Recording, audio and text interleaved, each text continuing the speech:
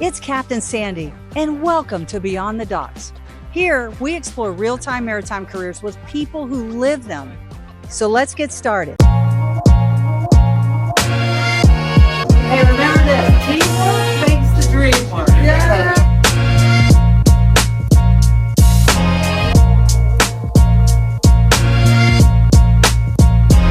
Hey, Bob, I'm really excited to be here today on a boat that's under your brokerage that you are selling, which is very cool, by the way. I have some great questions for you that Oriana wrote. Can you tell us about your background and what about it keeps you inspired in the yachting industry? So my background is cooler than anybody's background ever, at least in this industry. I agree. Because my grandparents, who were awesome people, they're no longer with us, but they actually started building boats back in 1948 when they bought a shipyard.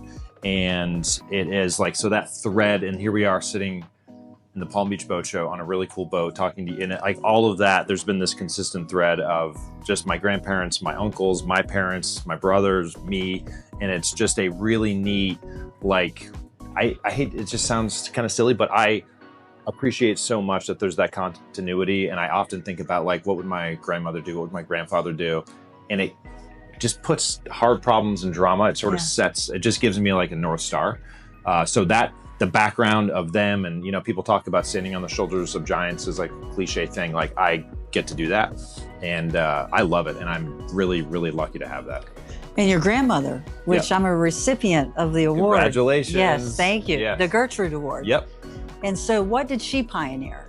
So she was, and my grandfather as well, Broward Marine, and they did things at the time nobody was doing.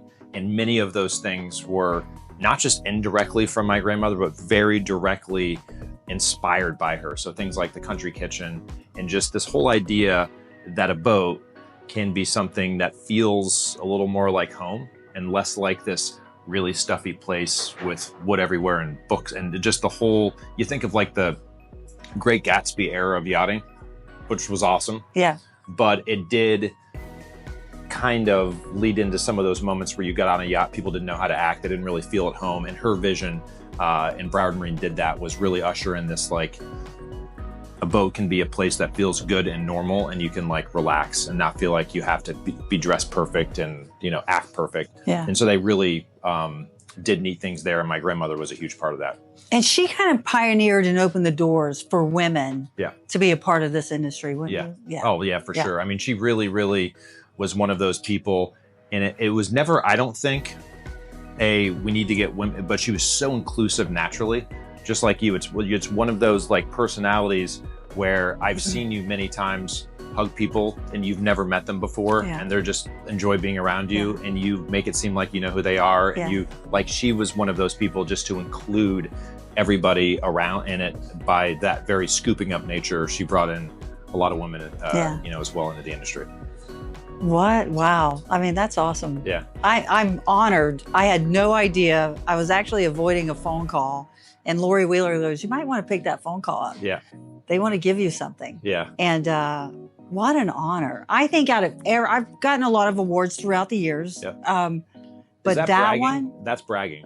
Well, no, right? Meaning that people, not really, I'm not bragging, but you know what I mean? Like if you do something that you follow through with, like even in a diploma for some people. To me, getting that, watching that video, I teared up. Thank you. That's really it was cool. an honor. Yeah. Like, thank you. That's really cool. And I think just to, my favorite part about hearing you say that too is like, there's this baton passing that happens.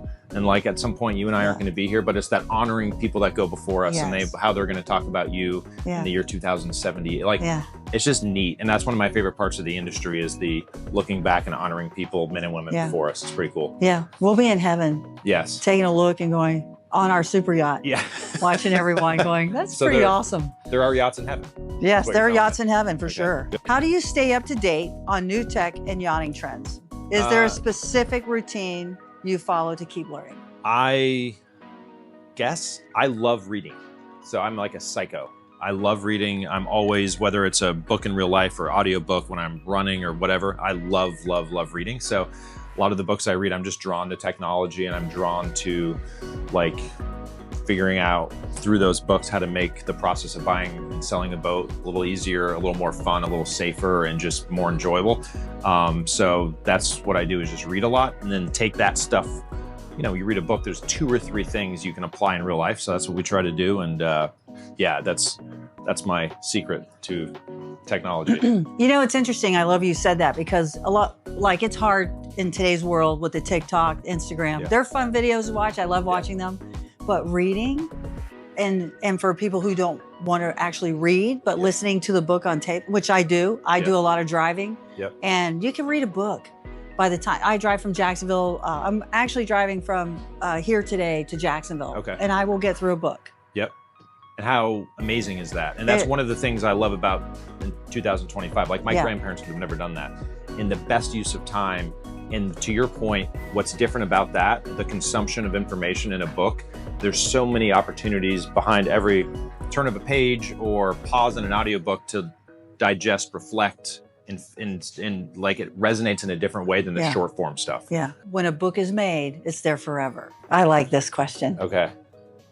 When bringing on a young junior broker like Bobby and people such as, what qualities or experiences catch your eye? I love finding people in any part of the industry, because there's so many different like parts of the industry that are important and are good to make this whole thing happen. But there's like this thread of like the top performers I see in every part of that. They're really good at something. So they're skilled, and they read, they figure out how, they're just skilled in whatever that area is. It could be a yacht broker wearing yellow pants. It could be somebody on board. It could be a builder, but they're really good at something. And then this other part that I find that top performers have, and I look for, and you can see these things in junior brokers, is you're really, really, really good at something, and you're also willing to sacrifice short-term joy or like convenience or for long-term relationship with a client or a colleague. It's like, it's that like, I'm really good at something, but I'm also willing to suffer a little bit to be great at taking care of people. Does that make sense? Yeah. And I think you can see that in junior brokers. You can see that in young crew. And those two things, when they come together, it's a pretty awesome thing. You know, I talk about that a lot. I find the talent. So on Below Deck, they're casted. I don't hire them. So I watch and pay attention to every one of them. I have conversations. Right. And I find out what their talent is. Yep. And that's the thing that you focus on, right? That's so it. you foster that, which I'm sure in any industry. That's it. And it's weird because I think there's some like chatter a lot. We hear this thing, Steve Jobs said it, so it's now like gospel, but this idea of find out what you love to do and do that, which I think is kind of true and could be a thing for some people.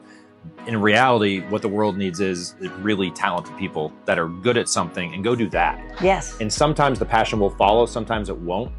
But many times, like, we're just dying for, in our industry, talented people that are willing to like execute that talent in a really cool way, not people that are just passionate about yachts. How many people are passionate about yachts? Yeah. Everybody. Yeah. But it's, are you willing to do the work and serve? Yeah, exactly. Yes, and serve, which is a big one. The service. I have a quick story. Yeah. I had a client. I promoted my bosun to first officer, Monaco Grand Prix. Yep. He's standing past the rail watch. Client walks up and says, "Hey, mate, can you clean my shoes?" I saw his face. So I grabbed the shoes. I proceeded to clean the shoes to show him that whatever we're asked to do, it's just a service. Right. It doesn't make me less than I'm still the captain, totally. Right? And it's really those little moments that are teachable that you say to people. Service is service, whether you're selling a boat or cleaning someone's shoes. That's right. It's service. Yep. It doesn't make us less than or 100%. And that's what I often find, even for yacht brokers, is the thing that gets in the way of great service can just be your freaking ego. Yeah. And it's like, why would that, like, let's kill that thing. Yeah. And just make sure that moment for whoever it is just really awesome.